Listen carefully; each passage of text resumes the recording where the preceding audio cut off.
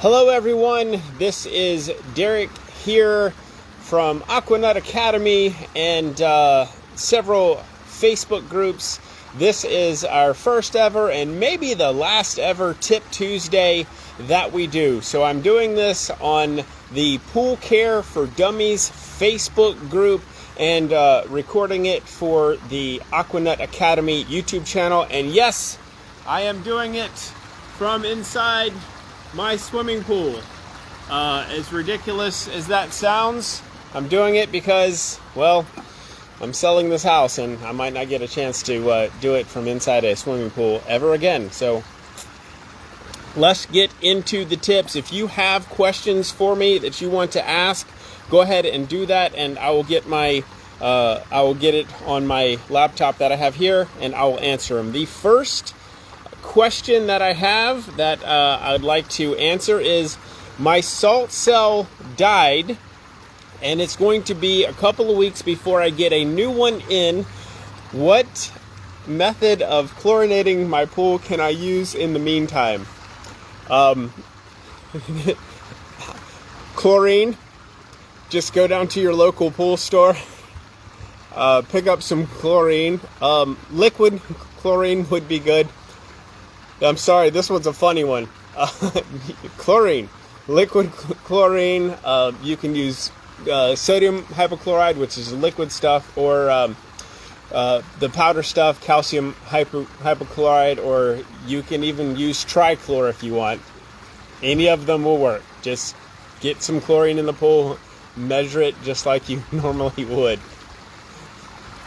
I am okay with taking funny questions. This comes from one of the admins of the Pool Care for Dummies group, and this one is, do not go out and hide. Oh, what was it? Come here. It was good. Stay out of dark alleys. So don't go into dark alleys. And these 3 or 4 tips are directly for the Pool Care for Dummies Facebook group. For those of you watching this on YouTube, if you're not a part of that group, go ahead and join Pool Care for Dummies. So this comes from one of the admins. Stop reporting stuff. Stop it. If it is not hurting you, offensive, and when I say offensive, I mean like a child getting drowned, okay? If it's not offensive, if it's just like a dead animal, that's not offensive. That's just nasty. And dead animals happen in a pool. So stop reporting that kind of stuff. And we're even getting people reporting comments like, I cut my grass in a way that it doesn't go into the pool. And people are reporting that. It's crazy. Stop it. Next, stop talking about politics. You would think this would be a no-brainer, but please stop talking about politics in the pool groups. That would be great. Thank you. I don't care who you support, the sleepy guy or the orange guy. I don't care. Just stop reporting or stop doing the politics. And number 3 from this admin is stop spreading false information. There's a lot of that. Examples would be putting magic erasers in your skimmer is a good thing. That is a piece of false information that is out there. Recently on TikTok, there is back and forth that I'm having with this science teacher that is telling people that even a small amount of chlorine absorbs into your skin, and that is 100% false. The amount of chlorine that you have in a swimming pool is between 3 and 8 parts per million at those levels, which is extremely low when you look at the grand scheme of things and how high chlorine levels could actually be.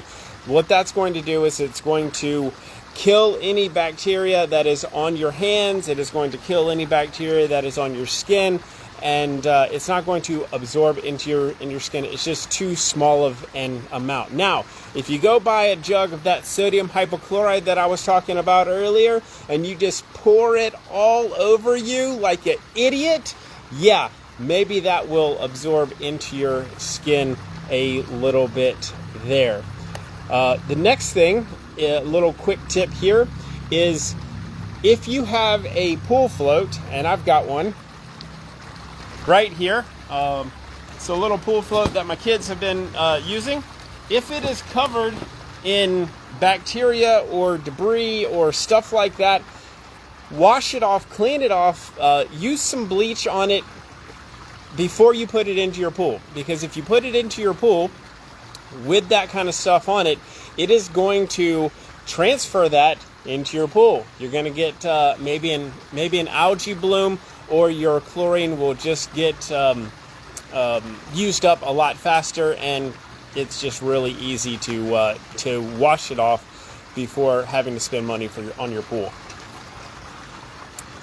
Next thing, people with above ground pools and high CYA issues. I'm seeing this a lot, and even a lot of issues. This is specifically for people that have above ground pools.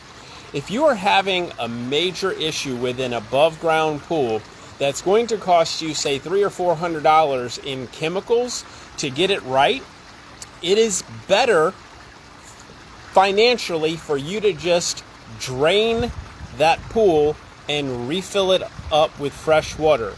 In the Greenville, South Carolina area, it is about $80 for 10,000 gallons worth of water. And say you have 120 parts per million of CYA, you can easily just go ahead and drain half of that out, fill it up with fresh water. You can cut your CYA level in half. You are good to go, and it may have cost you $80 versus spending a ton of money on chemicals. If anybody has any questions, I am open to it. Right now I'm just kind of looking. I'm not going to go long, looking to see if there's any good ones. Let's go ahead and answer this one. I wasn't ready for this one. I'll go ahead and answer it.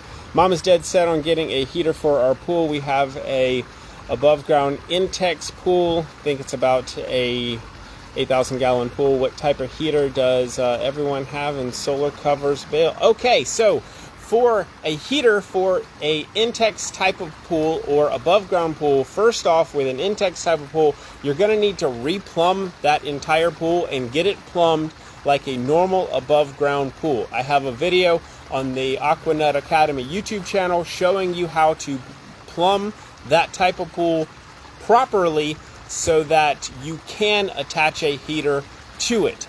I prefer that I prefer that you have a gas heater, but you can use a heat pump. Whatever your municipality has, and for this size pool, as small as you can go, I think 250,000 BTUs is gas, and for a heat pump, which is electric, it operates off of like 60 amp electric power.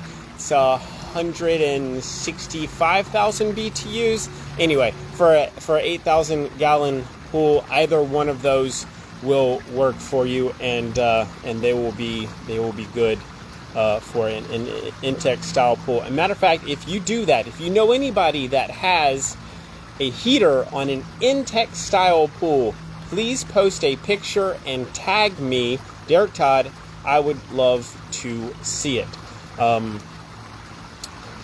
Who am I? Okay, I have been in the swimming pool and spa industry since 2003. I got my CPO, Certified Pool Operators certificate in 2004. I opened up my own pool company in 2008 and just grew it ever since. And then I sold it this past year. I am a certified Jandy and Pentair technician. At one point, I was a Hayward, a totally Hayward dealer, and I am a Paramount technician also.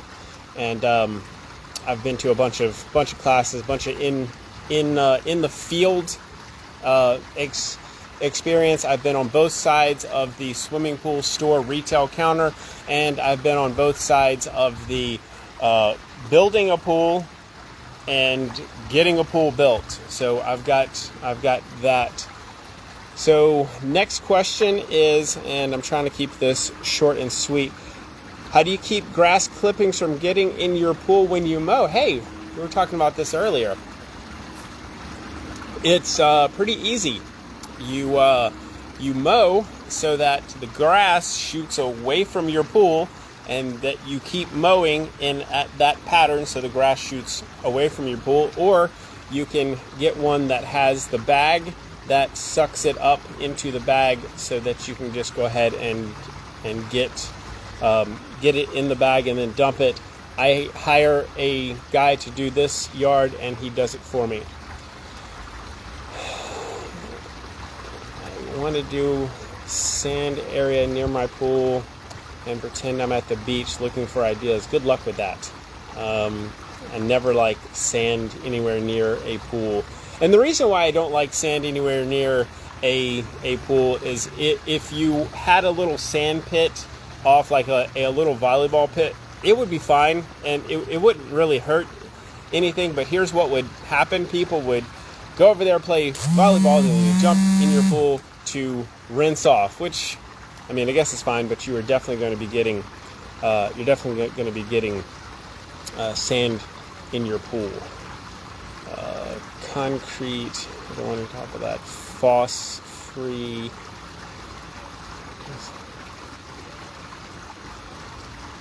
Okay, here's another good one. What do Southerners use to cover their pool to keep the heat out? I guess you can build a structure over your pool to keep the heat out, but as a person who lives in the South, we don't keep the heat out of the pool. We let it in. In fact, this pool, it's about 80 degrees out here. I heated this pool up to 88 degrees yesterday, so that we would all be able to have fun swimming in it. But no, we don't keep the heat out. Is pollen a concern if you have an auto cover? Pollen is a concern no matter what. If you're in the South, you will have pollen in your pool, whether you have an auto cover or not. It is so tiny that if you have a sand filter, it's just going to blow past it. The average pollen is so small. Someone will correct me in the comments. It is like 3 microns, and a sand filters down to 20. A sand filters down to 20 microns. A cartridge filters down to 10, and a DE filters down to 3 or 4. So there's really not much you can do about the pollen other than to just treat it when it happens. So that's a good question, Katie. Thank you. And Sharon, I see you. There you go. I'm gonna do like 2 more questions, and I'm gonna be off of here. We're gonna wrap this first ever Tip Tuesday up. If you like this format, next time I will definitely not be in a pool doing it. But if you like the live Tip Tuesday format, go ahead and let me know, and then I'll keep doing them. If not, well then I won't, because I don't want to waste my time or your time. Next question. It's the chemicals. Let's see if we can get a good one. Something good. Something good. I will take dumb questions also. All right, so I don't see any, but here's one.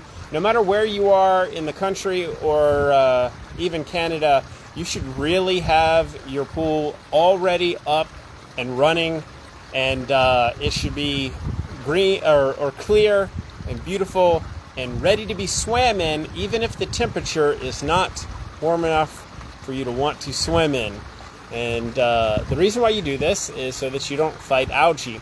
I tell people, no matter where they are, on the planet to open your pool before your water temperature gets above 55.